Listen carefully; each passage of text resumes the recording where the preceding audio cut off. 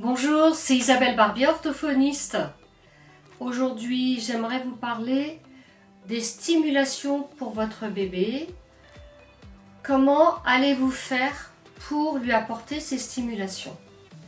L'équipe hospitalière ou l'équipe de soins de votre bébé vous recommande de le stimuler, de stimuler son visage et sa bouche. Pour que celui-ci puisse se muscler et qu'il développe les mouvements nécessaires pour s'alimenter et pour parler. Mais il est tout petit, il n'aime pas trop qu'on le touche et surtout vous avez peur de mal faire. Alors, pour les stimulations du visage, vous allez donc le masser en suivant le trajet des muscles. Vous allez ensuite le tapoter d'un geste ferme et vous allez aussi saisir les muscles entre le pouce et l'index. Ces gestes visent à apporter des stimulations pour que les muscles en réponse se contractent. Faites en sorte d'en faire un moment agréable en chantant des comptines, en faisant intervenir des marionnettes dans vos échanges ludiques.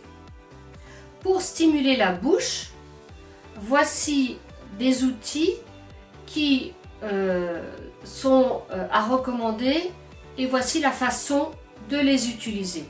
Ce sont des outils qui sont disponibles dans les magasins pour bébés ou bien sur internet. Il est inutile d'aller chercher des outils professionnels. Ils sont coûteux et sont surtout à utiliser au cabinet de l'orthophoniste. Pour stimuler la bouche de votre bébé ou de votre enfant, vous allez donc utiliser des anneaux de dentition, des brosses à dents, en les choisissant selon les critères suivants.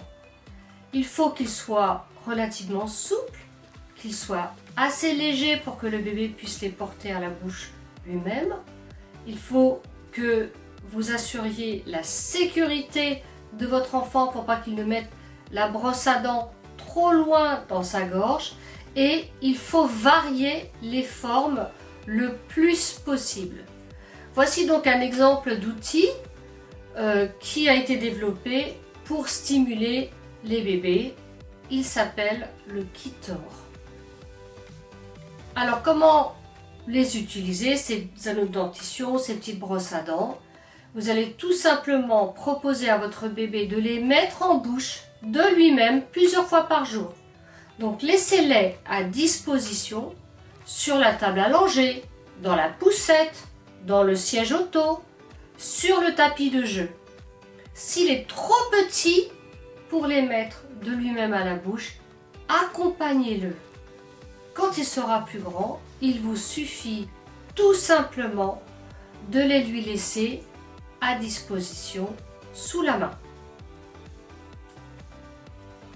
N'hésitez pas à consulter des informations complémentaires sur les stimulations que vous pouvez apporter à votre bébé dans le document l'accompagnement parental, l'alimentation du bébé de 4 à 9 mois, puis celui sur l'alimentation du bébé de 9 à 18 mois. Si vous avez apprécié ces conseils, découvrez d'autres sujets en vous abonnant à la chaîne YouTube. N'hésitez pas à me proposer de nouveaux sujets qui vous intéressent. C'était Isabelle Barbier et je vous dis à très bientôt.